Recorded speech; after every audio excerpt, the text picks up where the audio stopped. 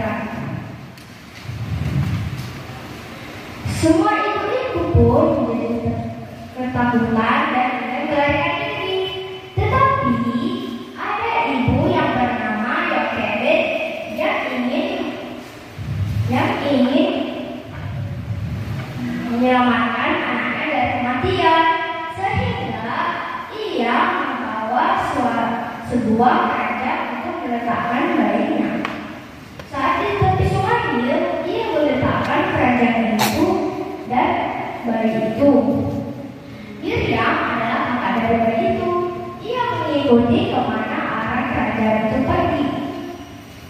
Pada suatu ketika, putri Firaun sedang mandi di tepi sungai Nil. Ia melihat sebuah kerajaan yang berisi anak bayi yang sedang menangis. Ada bayi menangis. Ia merasa kasihan kepada bayi itu, dan ia pun ingin merawat bayi itu dan memberi nama Musa, yang kita tahu artinya diambil dari air. Setelah Musa menjadi dewasa, ia menjadi pangeran di kerajaan Mesir. Pada suatu ketika, ia melihat salah satu prajurit Mesir yang menyiksa bangsa Israel. Ia merasa marah kepada prajurit itu dan memukulnya, dan prajurit itu pun menjadi mati. Ia merasa ketakutan sehingga ia melarikan diri ke kota Miriam. Sesampai di Gunung Horeb, ada Tuhan yang menampakkan dirinya di semak duri yang menyala tetapi tidak terbakar, dan Tuhan berbicara, "Bebaskan umatku supaya mereka menyembahku di padang gurun." Tetapi Musa pun bertanya kepada Tuhan, "Siapakah Tuhan?" Dan Tuhan menjawab, "Akulah Tuhan, ayah dari Yakub, ayah dari Abraham, dan ayah dari Ishak." Tetapi Musa tidak percaya jika ada Tuhan, dan Tuhan pun memberikan tiga mukjizat kepada Musa agar dia percaya kepada Tuhan. Mukjizat pertama, tongkat dan bisa menjadi ular. Mukjizat kedua, tangan Musa akan menjadi sangat putih seperti salju. Mukjizat yang ketiga, setiap area air yang ada di tanah yang kering akan menjadi garam. Tetapi Musa tetap menolak karena dia tidak pandai berbicara. Tuhan pun mengirimkan kakaknya Harun untuk mendampinginya dan menolongnya. Musa dan Harun pun pergi ke hadapan Raja Firaun untuk membebaskan umatnya dari perbudakan. Dan Musa pun berbicara kepada Raja Firaun yang disampaikan oleh perintah Tuhan, "Bebaskan umatku supaya mereka menyembahku di padang gurun." Tetapi Raja Firaun menolak dan keras kepala. Ia tidak mau melepaskan bangsa Israel dari perbudakan. Setelah mencoba beberapa kali, Raja Firaun pun tetap menolak dan keras kepala. Tuhan pun merasa murka kepada bangsa Mesir, dan Tuhan pun mengirimkan 10 tulah di Mesir. Tulah pertama, air menjadi darah. Karena air menjadi darah, semua ikan pun menjadi mati dan mengeluarkan bau busuk. Bau. Tulah kedua, kata. Tulah ketiga, lalat. Tulah keempat, nyamuk. Tulah kelima, penyakit sampar pada tanah. Tulah keenam, bara. Tulah ketujuh, hujan es. Tulah kedelapan, belalang.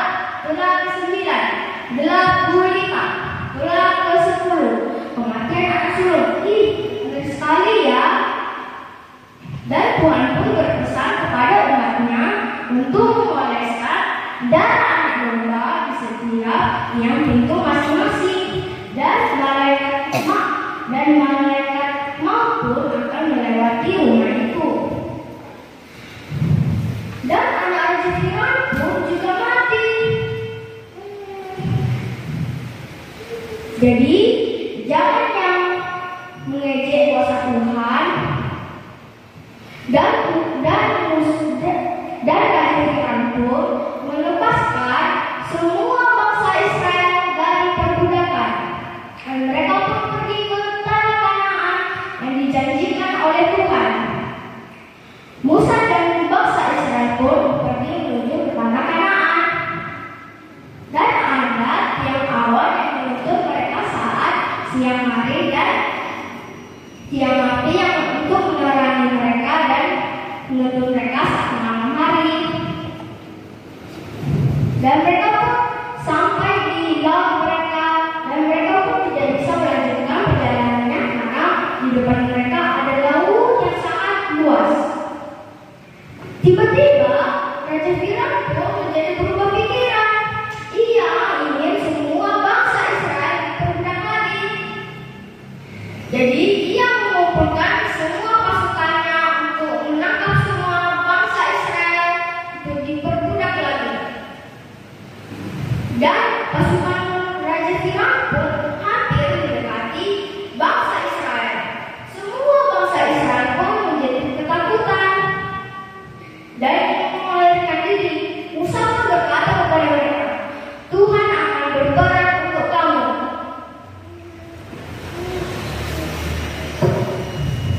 Dan Musa pun mengangkat tongkatnya dan membelah air laut. Air laut terbelah menjadi terbagi dua.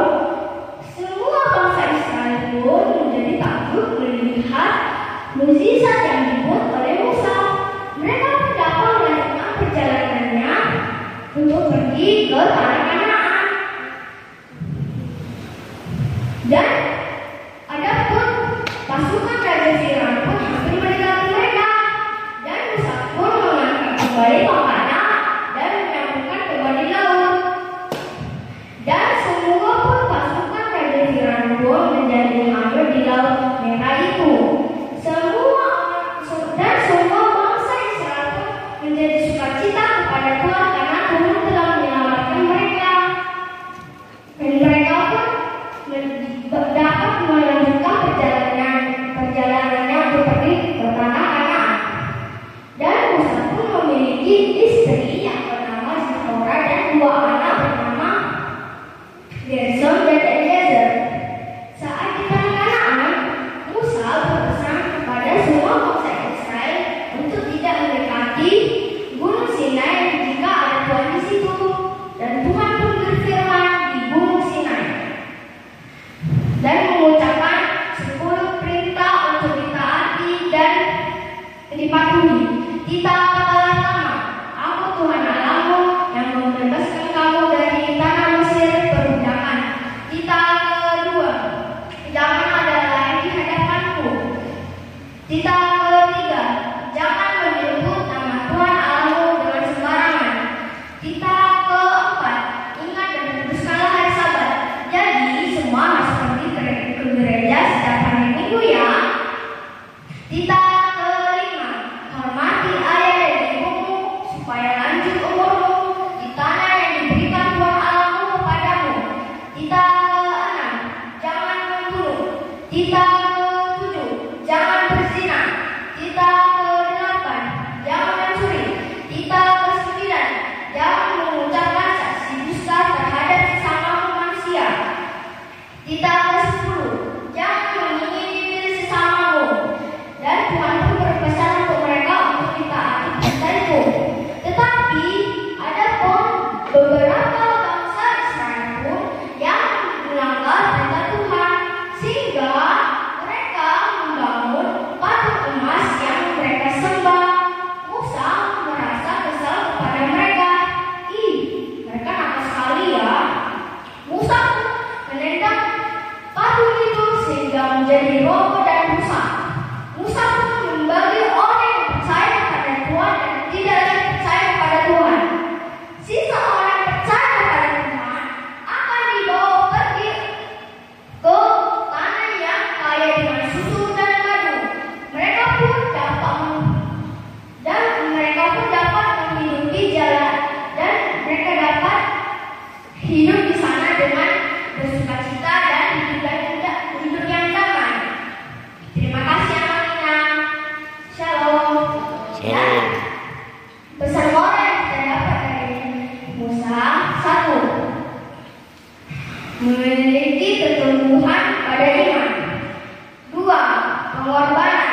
ketiga,